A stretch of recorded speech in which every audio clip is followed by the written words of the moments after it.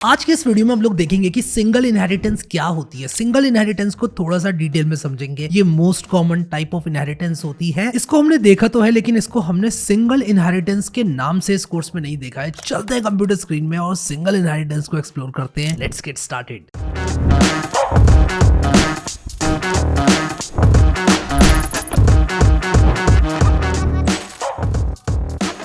So guys, अब हम लोग देखने वाले हैं सिंगल इनहेरिटेंस के बारे में।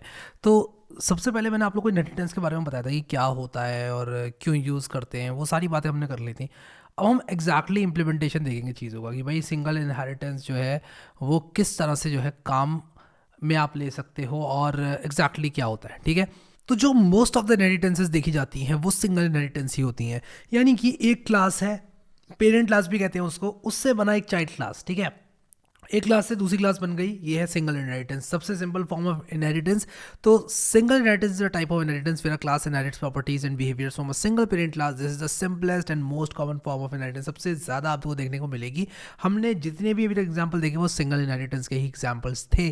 The syntax for single inheritance in Python is straightforward and easy to understand. बहुत ही स्ट्रेट फॉरवर्ड सिंटेक्स है कि आपने करना क्या है, चाइल्ड क्लास लिखनी है, पेरेंट क्लास बता देना है कौन सी पेरेंट क्लास से बनाना है उस चाइल्ड क्लास को, और आपका जो है काम हो जाएगा। ठीक है, let's consider a simple example of single inheritance in Python. तो आपको क्या करना है कि एक एनिमल क्लास जो है आप एज्यूम करो यहाँ पर, जो कि मैंने यहाँ पर बना दी है। अब इसमें मान लो एक मेक साउंड मेथड है जिसमें कि कोई भी एनिमल कोई भी साउंड बना सकता है। ठीक है, हमने मेथड ओवरराइडिंग के बारे में देखा था। मान लो मैं इसी से डॉग नाम की क्लास बनाता हूँ और मैंने यहाँ पर बार्क लिख दिया।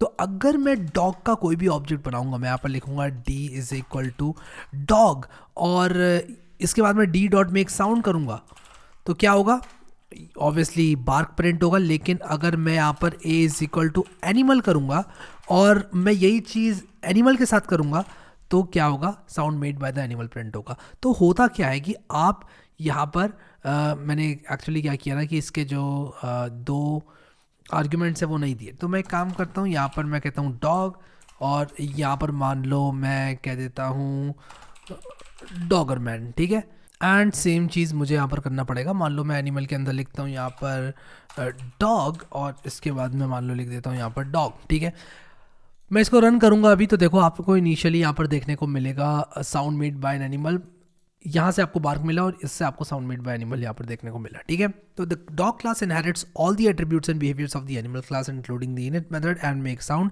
लेकिन हमने क्या करा, हमने कहा कि जो हमारी डॉग क्लास है जो कि सब क्लास है उसके अंदर उसका अपना इनिट मेथड होगा और उसके अंदर हमने इस मेथड को ओवरराइड भी कर दिया, मेक साउंड वाले मेथड को ओवरराइड भी कर दिया। सो यहाँ पर क्या होता है, ये करने से फ़ायदा ये होता है कि हम कोड रीयूजेबिलिटी यहाँ पर बढ़ा सकते हैं। तो सबसे ज़्यादा कॉमन फॉर्म ऑफ इनहेरिटेंस होती है सिंगल इनहेरिटेंस। और ये सवाल कई बार पूछा जाता है कि ये कौन सी टाइप ऑफ इनहेरिटेंस है, तो ये सिंगल इनहेरिटेंस है। तो ये चीज़ जो है आप लोग को पता होनी चाहिए। अब मैं आप लोगों को यहाँ पर एक क्विक क्विज देना चाहता हूँ जो कि आपको करना है। ठीक है, क्विक क्विज मैं यहाँ पर लिख देता हूँ और मैं इसको कमेंट आउट भी कर देता हूँ ताकि हमारा कोड चलता रहे। आपने करना क्या है कि एक कैट क्लास बनानी है। Implement a cat class by using the animal class, add some methods specific to cat. ठीक है, ये आपको करना है और बनाकर आप लोग को सबको दिखाकर अपनी रैपल जो है कमेंट सेक्शन में पोस्ट करना है। तो ये बात हो गई सिंगल इनहेरिटेंस की। अब हमने और भी तरह की इनहेरिटेंसेस देखी थी जैसे कि multiple inheritance, multi level inheritance. So guys, अभी के लिए इस वीडियो में इतने। अगर आप लोगों ने ये प्लेलिस्ट एक्सेस नहीं करी तो इसको ज़रूर से एक्सेस करना और पहले वीडियो में जाकर एक रिव्यू ज़रूर लिख देना। आपने सिंपली इस वीडियो को खोलना है और यहाँ पर आप लोगों ने क्या करना है कि एक रिव्यू लिखना है कि ये वीडियो आपको कैसा लगा, ताकि कोई भी नया इंसान आए इस वीडियो को देखने के लिए तो वो आराम से इस बात का अंदाज़ा लगा सके कि ये वीडियोस कैसे हैं। सो अभी के लिए इस वीडियो में इतना ही guys. Thank you so much guys for watching this video and I will see you next time.